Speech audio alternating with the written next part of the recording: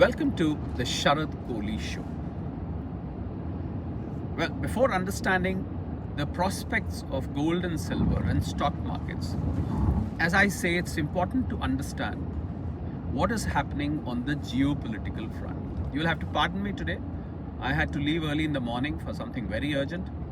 And for that reason, I am doing this video from the car. So if you find me shaking a bit, you'll have to pardon. But I hope the content is more useful than the way the image appears.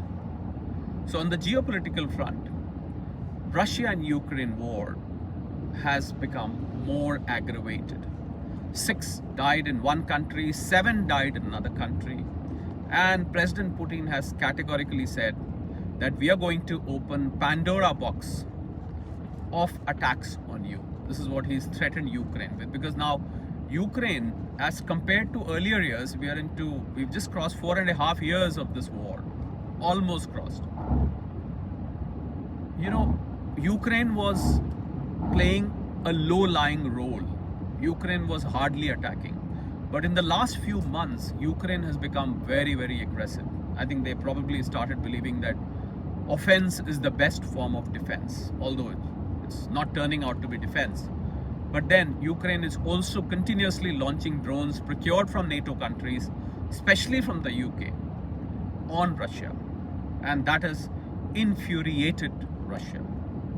Russia is absolutely infuriated on UK, and it has threatened UK with dire consequences. The big announcement and the big event is tonight, or today evening by Indian time, when President Trump said that we are going to announce unprecedented economic sanctions on Iran, something which, in a typical way, which nobody has heard of before. And Scott Bessent, the Treasury Secretary, has repeated that Iran is going to face unprecedented economic sanctions.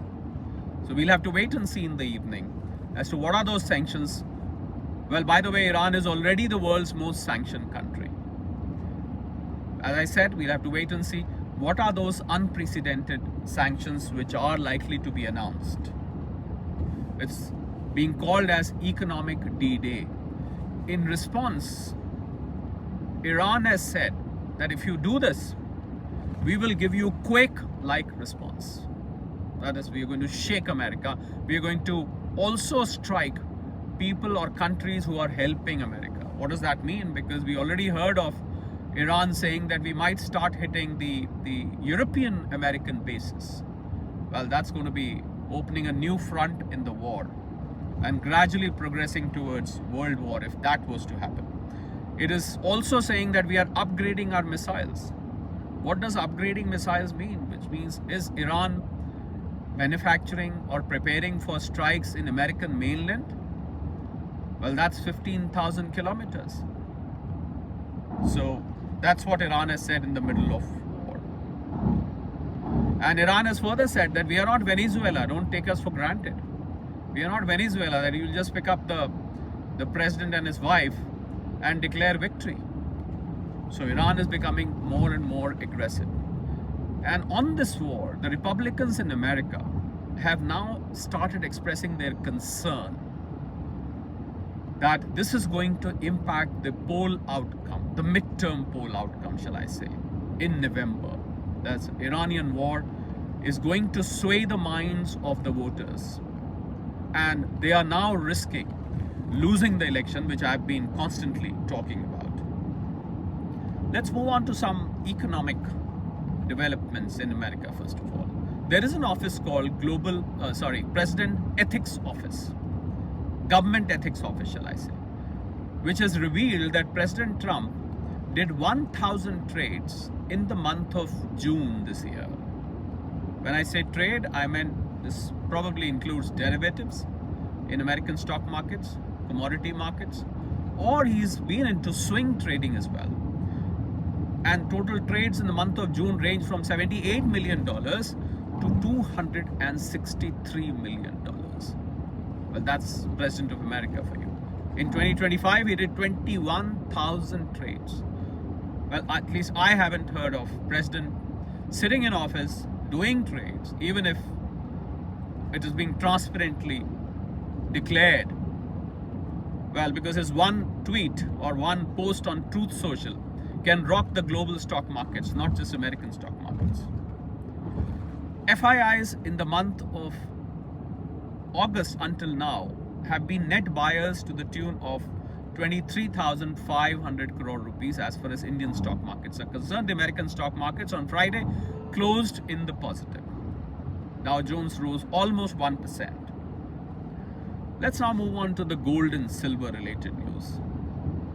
Bond yields in America still stand at 4.7%. Well, this means that the buyback operations done by the American Treasury to bring down the yields, which means retiring the old bonds or buying back the old bonds and issuing new bonds to replenish the debt, has not yielded result, because the bond yields are back to where they were.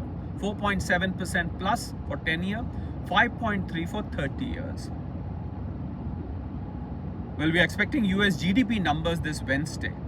Let's see what happens. Although dollar index, because of the buyback, is still hovering between 98 and 99. So some impact on the dollar index, but the aim was bond yields, which has been needle in a haystack kind of an operation as far as the American Treasury is concerned. I'll come to that a bit later. There's some news on gold and silver from India. The jewelers, the larger jewelers, have now said, earlier they had said when the Prime Minister made an appeal in the month of May in the first week, that asking Indians not to buy too much of gold. Well, a lot of jewelers had complained that people are not buying new gold, although they are bringing their old gold, the melt and make formula or recycled gold, whatever you want to call it. Now the jewelers have said that we are now experiencing a cash for gold phenomenon. That is, a lot of Indians are bringing their old jewelry and cashing it. Well, you can derive your own meaning. This means people are booking profits in gold and they're taking cash back home. Or is this a sign of distress with an average household? Because gold selling is mostly related to distress. Let's now go on to two big news which indicate towards gold price forecast. Goldman Sachs has said that option position in COMEX as far as gold is concerned, the call option position is building up. Well, that is indicating towards higher gold prices. Goldman Sachs has predicted the gold price for the month of December 2026 or up to December to go up to $4,900. We are right now at $4,650 as I speak now. It's 24th of August. We are in the morning of this date. $4,650, well, $4,900 doesn't seem to be too far away. But it is said this is a conservative estimate. It can go beyond that as well. There's another news on the gold forecast, which comes from a very renowned hedge fund manager called Ray Dalio. He was working with a hedge fund house called Bridgewater Associates for a very long time. He's now quit that. He was holding very senior position. He was amongst the founders, it is said. And now he's made an analysis of the American fiscal position, of the American Treasury position, of the American bond market. And he says that the bond yields are at risk, which is high bond yields are going to continue. And if high bond yields continue, if we take the recent event that happened in America from the American Treasury, more buybacks would be there. That is, America cannot afford at this point to allow bond yields to shoot because it makes the money expensive. Which means that people don't get mortgages, businesses don't go for expansion, businesses don't take loans. So America is at the risk of high bond yields, which means that if bond yields are high, more buybacks will happen or buybacks will continue. If buybacks continue, there is going to be more liquidity. Dollar is going to become weaker. If dollar becomes weak, obviously gold and silver prices are going to remain bullish in the months to come. So those were the two news as far as gold and silver are concerned, which I thought you should be knowing, people who are investing. Although this is not an investment advice, you should take investment advice from your registered SEBI, shall I say SEBI registered professional. This was just an analysis for you. I hope you like the contents. This is a relatively new channel, just started in August. My humble request to please do subscribe, comment, share with others. That will be a source of motivation for me. Thank you very much for watching.